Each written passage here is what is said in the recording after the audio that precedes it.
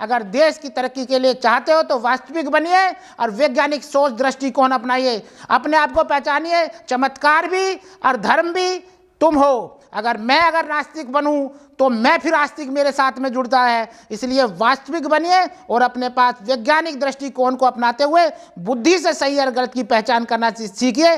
और जहां गलत बात हो रही है, तर्क बुद्धि आपके अंदर होगी तो इस पाखंडवाद के जाल से आप मुक्त पा जाओगे। धीरेन्द्र शास्त्री अपने बारे में नहीं बता सकता, वो कैसे पैदा हुआ, कैसे बड़ा हुआ, किसने पाला, वो अपने बारे में बता दे।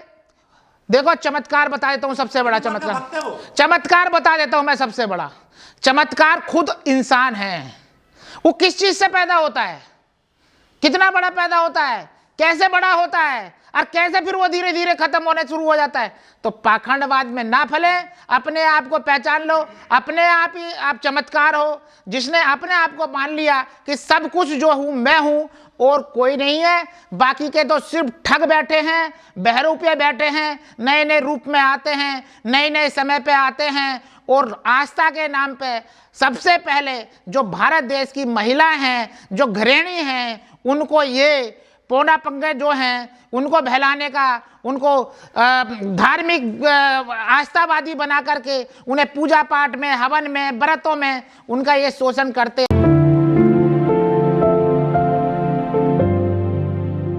ये अपने आप को पहले यही बताते कि हिंदू धर्म बना कब से था, हिंदू धर्म की स्थापना करने वाला कौन इनका वो व्यक्ति है, हिंदू धर्म का मतलब क्या बताया गया है वो सुन लीजिएगा। हिंदू कोई धर्म नहीं है। कई बार भागवत ने भी ये चीज बोल दी गई है, लेकिन वो तो ना तो अपने आका को मानने को तैयार है, वो सिर्फ और सिर्फ षड्यंत्र करके बहुजन समाज के लोगों के हक अधिकार को कुचलने के वजह से कुचलने का कार्य कर रहे हैं। जो काफी लंबे समय से ओबीसी सोया हुआ था, ओबीसी समाज वो शेर है, जिस दिन आज जाग गया ना, ये 75 साल के अंदर जो संविधान आजाद हुआ है, 75 साल के अंदर हक अधिकार जो ओबीसी का छिना हुआ है, वो गर्दन पकड़ करके ऐसे निकाल लेंगे और तब पता करना, तब बता देगा ये कौन सा धर्म बनाएगा, कौन सा इसमें देश को हिंदू राष्ट्र बनाने की बातें करेगा। ओबीसी जाग रहा है, उसी से इनकी खलबलियां मच गई हैं। हिंदू वाले जो बने हुए थे, जैसे अब आज की डेट में ओबीसी के बारे में ये हमारे अखिलेश यादव जी बोल रहे हैं, हम शूद्र हैं, हमें हक अधिकार नहीं है। लेकिन जिस दिन वो सीधा बोलने लग जाएगा कि हम ओबीसी से हैं, संविधान हक अधिकार में ओबीसी का मिला है, हमें आरक्षण जितना है, हमारा प्रतिनिधित्व जितना है उतना दो, और जिस दिन वो अपना हक अधिकार के बारे में लड़ाई लड़ना शुरू कर देंगे, इस देश के अंदर राज अगर होगा तो भारतीय मूल निवासियों का होगा। लेकिन जो भागवत है वो कह रहे हैं कि जाति तो पंडित ने बनाई है। ये किसने बनाई, कैसे बनाई है, ये सारी चीज़ें बहुत पहले से बात होती आई है। ये उन्होंने कोई नई बात नहीं बोली है। बहुजन समाज के लोग बहुत लंबे समय से ये चीज़ें इसका विरोध करते आ रहे हैं। जो इन्होंने पाखंडवाद फैलाया इस देश के अंदर, उसका विरोध शुरू होने लगा। उन्होंने मंच से मान लिया है, पूरी दुनिया के अंदर ये बात पहुंच चुकी है कि इस देश के अंदर अगर जैसे अमेरिका के अंदर काले गोरे का भेद था, वो खत्म करके आज वहाँ समानता कर किस तरीके से वैज्ञानिक देश तरक्की कर रहा है। यहाँ पे जातियों में जाति इंसानों को जो बांटा गया है, ये खत्म होना बहुत ज़रूरी है। अगर ये संविधान को या इस देश के नागरिकों का भला चाहते हैं, इस देश के मूल निवासियों का भला चाहते हैं, तो ये खुद में खुद ये खत्म करना शुरू करेंगे। लेकिन बहुजन लोग जो है हिंदुओं का विरोध कर रहे हैं, कह रहे हैं कि हिंदू कोई धर्म ही नहीं है। कोई बहुजन आदमी कभी विरोध नहीं करेगा। बहुजन क्यों करेगा? बहुजन जो होगा बोलेगा ही नहीं उसके फेवर में। बहुजन तो अपनी लड़ाई लड़ रहा है। जैसे देश आज़ादी के लिए अंग्रेज अपनी लड़ाई अपने उसके लिए लड़ रहे थे, तो बाबा साहब और महात्मा ज्योतिराव फूले जी भी संघर्ष कर रहे थे। उस दौरान में बहुत से महापुरुष अब बहुत से लोगों ने इस देश के अंदर कुर्बानी दी है। ये हिंदू राष्ट्र बन जाओ या आप इसे मुस्लिम राष्ट्र बना दो या अदर राष्ट्र बना दो, ये हम जो बनाना चाहते हैं, ये इंसानी राष्ट्र बनाना चाहते हैं, मानवतावादी राष्ट्र बनाना चाहते हैं। भारतीय संविधान के तहत में सबको सम्मान, सबको हक अधिकार, सबको जिसकी जितनी भागीदारी है, जिसकी जिसकी हिस्सेदारी है, उतना हम देना चाहते हैं। ऐसा देश बनाना चाहते हैं। वैज्ञानिक शिक्षा देना चाहते हैं हर आदमी को, चाहे वो छोटा हो बड़ा हो कैसी हो। हम लोग इस तरीके का देश चाहते हैं। हम नहीं चाहते जिसमें छोटा बड़ा हो, जिसमें किसी के हक अधिकार लूटे जा रहे हो, या किसी के मानवता को कुचला जा रहा हो, या किसी की मॉब लिंचिंग की जा रही हो। ऐसा देश हमें नहीं चाहिए, चाहे वो किसी भी नाम पे, धर्म के नाम पे जा रहा हो। हमें ऐसा धर्म अब नहीं चाहिए, अब इंसान वास्तविक हो गया है। हमें वास्तविक देश चाहिए,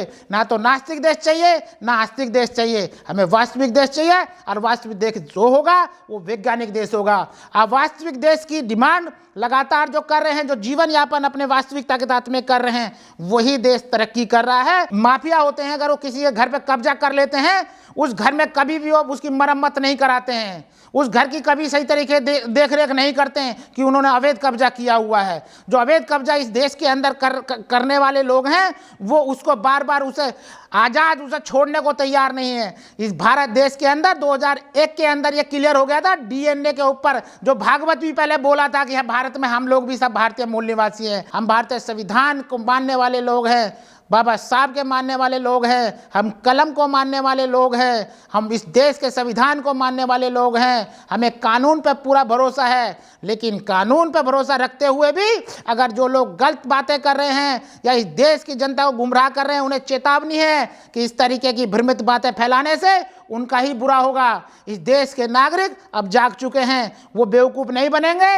वो हंसते हैं इन लोगों की मूर्खता पर, जितने भी ये इस तरीके से पाखंड फैला रहे हैं, वो अभी पैसे के बलबूते पे इस तरीके के पंडाल लगा रहे हैं। अगर ये खुलेआम बैठ करके देख लीजिए, इन्हें जूते ना पड़े तो पब्लिक को तब बता देंगे कि किस तरीके के ये देश बनाना चाहते हैं। देखिए, इस देश के अंदर जब आधी आबादी से ज़्यादा बेरोजगारी घूम रही होगी और जिसने सत्ता ने ही इस तरीके के बेरोजगार बना रखे होंगे, जिन्होंने मानसिक गुलाम बना रखे होंगे, जो रात दिन लगे हों आस्था में फैलाने के लिए, तो यहाँ बेरोजगारी ज़्यादा है। तो बेरोजगारी में जो लोग खाली रहते हैं वो लोग कहीं पे भी चले जाते हैं, क्योंकि इस देश की संपत्ति में 80% जनता का पैसा ऐसे ही लोगों के पास इकट्ठा हो रखा है, वो मजे ले रहे हैं। आज ईवीएम का मामला होना चाहिए, बेरोजगारी का मामला होना चाहिए।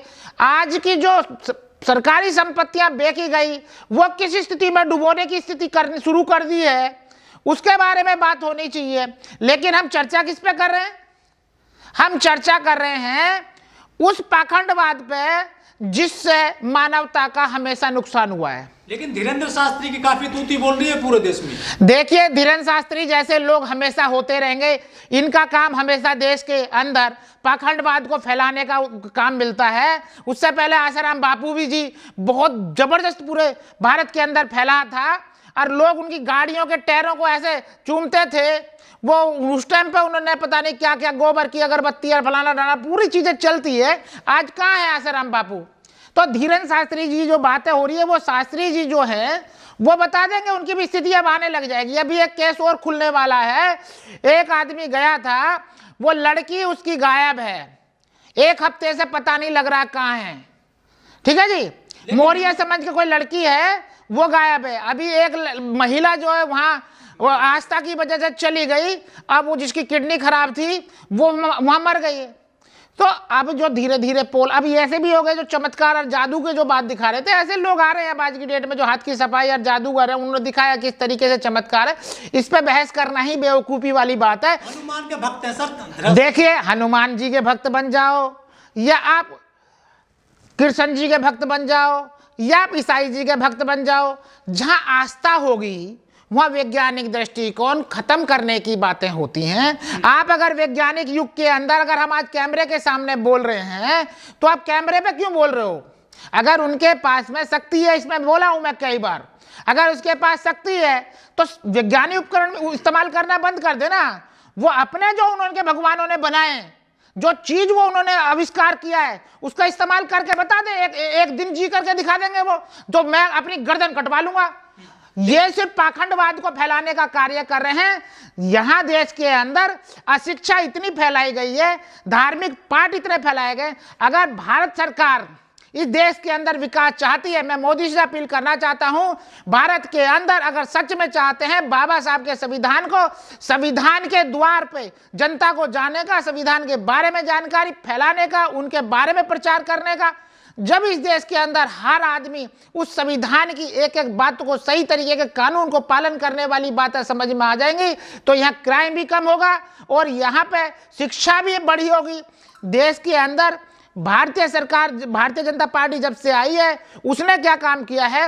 एजुकेशन का बजट एक ऐसे खत्म कर दिया है। आज की डेट में जो 100 रुपये एक तरीके के मिलता था, आज वो 20 रुपये पे ले आए हैं। धर्म के नाम पर भीख में चढ़े हुए पैसों पे अपना जीवन यापन करता हो, ऐसा आदमी सुभाष चंद्र बोस बनने की कोशिश कर रहा हो। सुभाष चंद्र बोस ने नारा दिया था, तुम मुझे खून दो, मैं तुम्हें आज़ादी दूंगा।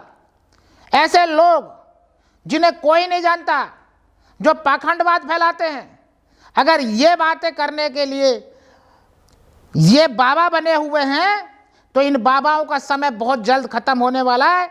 ये देश वैज्ञानिक देश बनता जा रहा है।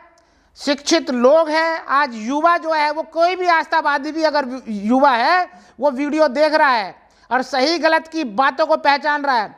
जो चाशनी इन्होंने धर्म की चटाई थी, ये मोदी जी को भी समझ में आने लगी है। आज जो उनके आस्थावादी है, उनके अंधभक्त है, वो भी अब मोदी जी के खिलाफ में जहां गलत लग रहा है वो बोलने शुरू कर दिए हैं। और यही लोग, आप याद होगा हिटलर के बारे में, इससे ज़्यादा कोई नहीं था भक्त, हिटलर के बराबर पूरा जर्मनी उसके फेवर में थे।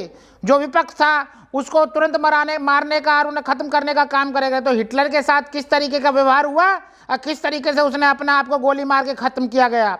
तो जर्मनी को बर्बाद करने का कार्य जो हिटलर ने किया था, भारत को बर्बादी करने के लिए षड्यंत्रवादी ये जो लोग खड़े हो रहे हैं, इनके अंदर अगर हिंदूवादी इतना दम होता, जब यहाँ शुरुआत में मुगल आए होते, उस टाइम पे तो यहाँ पे कोई और आरक्षण भी नहीं था, यहाँ कोई और अदर की धार्मिक ग्रंथियाँ भी नहीं थी।